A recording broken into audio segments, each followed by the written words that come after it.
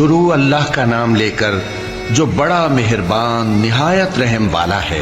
اے پیغمبر صلی اللہ علیہ وآلہ وسلم، جو عورت تم سے اپنے شوہر کے بارے میں بحث و جدال کرتی اور اللہ سے شکایت رنج و ملال کرتی تھی، اللہ نے اس کی التجا سن لی اور اللہ تم دونوں کی گفتگو سن رہا تھا۔ کچھ شک نہیں کہ اللہ سنتا ہے، دیکھتا ہے۔ جو لوگ تم میں سے اپنی عورتوں کو ماں کہہ دیتے ہیں وہ ان کی مائیں نہیں ہو جاتی، ان کی مائیں تو وہی ہیں جن کے بطن سے وہ پیدا ہوئے۔ بے شک وہ نامعقول اور جھوٹی بات کہتے ہیں، اور اللہ بڑا معاف کرنے والا ہے، بخشنے والا ہے۔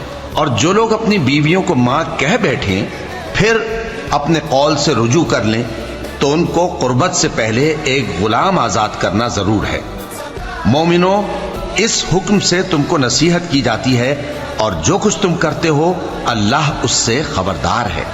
اب جس کو غلام نہ ملے وہ قربت سے پہلے لگاتار 2 مہینے کے روزے رکھے، پھر جس کو اس کا بھی مقدور نہ ہو اسے 60 محتاجوں کو کھانا کھلانا چاہیے۔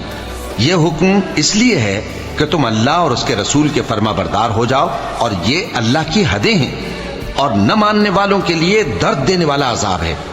جو لوگ اللہ اور اس کے رسول کی مخالفت کرتے ہیں وہ اسی طرح ذلیل کیے جائیں گے جس طرح ان سے پہلے لوگ ذلیل کیے گئے تھے، اور ہم نے صاف صاف آیتیں نازل کر دی ہیں، اور جو نہیں مانتے ان کو ذلت کا عذاب ہوگا۔ جس دن اللہ ان سب کو جلا اٹھائے گا تو جو کام وہ کرتے رہے ان کو جتائے گا۔ اللہ نے وہ سب کام لکھوا رکھے ہیں اور یہ ان کو بھول گئے ہیں، اور اللہ ہر چیز سے واقف ہے۔ کیا تم کو معلوم نہیں کہ جو کچھ آسمانوں میں ہے اور جو کچھ زمین میں ہے اللہ کو سب معلوم ہے؟ کسی جگہ 3 شخصوں کی سرگوشی ہوتی ہے تو اللہ ان میں چوتھا ہوتا ہے، اور جہاں 5 آدمیوں کی سرگوشی ہو تو وہ ان میں چھٹا ہوتا ہے، اور نہ اس سے کم یا زیادہ مگر وہ ان کے ساتھ ہوتا ہے، خواہ وہ کہیں ہوں۔ پھر جو کام یہ کرتے رہے ہیں قیامت کے دن اللہ سب ان کو بتائے گا۔ بے شک اللہ ہر چیز سے واقف ہے۔ اے پیغمبر صلی اللہ علیہ وآلہ وسلم، کیا تم نے ان لوگوں کو نہیں دیکھا جن کو سرگوشیاں کرنے سے منع کیا گیا تھا، پھر جس کام سے منع کیا گیا تھا وہی پھر کرنے لگے؟ اور یہ تو گناہ اور ظلم اور پیغمبر صلی اللہ علیہ وآلہ وسلم کی نافرمانی کی سرگوشیاں کرتے ہیں، اور جب تمہارے پاس آتے ہیں تو اللہ تعالیٰ کے بتائے ہوئے الفاظ کے بجائے دوسرے الفاظ میں تمہیں دعا دیتے ہیں، اور اپنے دل میں کہتے ہیں کہ اگر یہ واقعی پیغمبر ہیں تو جو کچھ ہم کہتے ہیں اللہ ہمیں اس کی سزا کیوں نہیں دیتا؟ اے پیغمبر صلی اللہ علیہ وآلہ وسلم، ان کو دوزخ ہی کی سزا کافی ہے، یہ اسی میں داخل ہوں گے اور وہ بری جگہ ہے۔ مومنو، جب تم آپس میں سرگوشیاں کرنے لگو تو گناہ اور زیادتی اور پیغمبر کی نافرمانی کی باتیں نہ کرنا، بلکہ نیکوکاری اور پرہیزگاری کی باتیں کرنا، اور اللہ سے جس کے سامنے جمع کیے جاؤ گے ڈرتے رہنا۔ منافقوں کی سرگوشیاں تو شیطان کے اکسانے سے ہیں جو اس لیے کی جاتی ہیں کہ مومن ان سے رنجیدہ ہوں، مگر اللہ کے حکم کے سوا ان سے انہیں کچھ نقصان نہیں پہنچ سکتا۔ تو مومنوں کو چاہیے کہ اللہ ہی پر بھروسہ رکھیں۔ مومنوں، جب تم سے کہا جائے کہ مجلس میں کھل کر بیٹھو تو کھل کر بیٹھا کرو، اللہ تم کو کشادگی بخشے گا، اور جب کہا جائے کہ اٹھ کھڑے ہو تو اٹھ کھڑے ہوا کرو۔ جو لوگ تم میں سے ایمان لائے ہیں اور جن کو علم عطا کیا گیا ہے اللہ ان کے درجے بلند کرے گا، اور اللہ تمہارے سب کاموں سے واقف ہے۔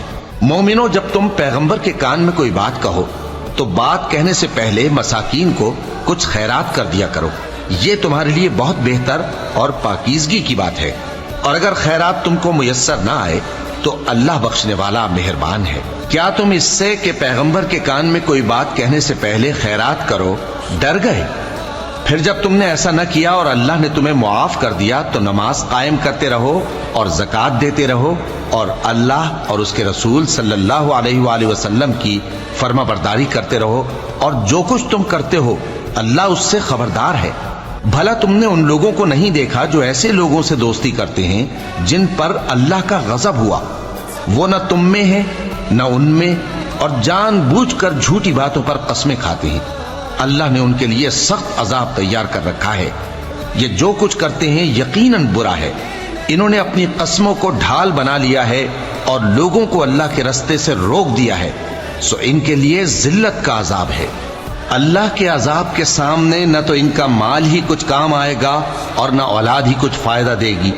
یہ لوگ اہل دوزخ ہیں، اس میں ہمیشہ جلتے رہیں گے۔ جس دن اللہ ان سب کو جلا اٹھائے گا تو جس طرح تمہارے سامنے قسمیں کھاتے ہیں اسی طرح اس کے سامنے بھی قسمیں کھائیں گے اور خیال کریں گے کہ ایسا کرنے سے کام چل جائے گا۔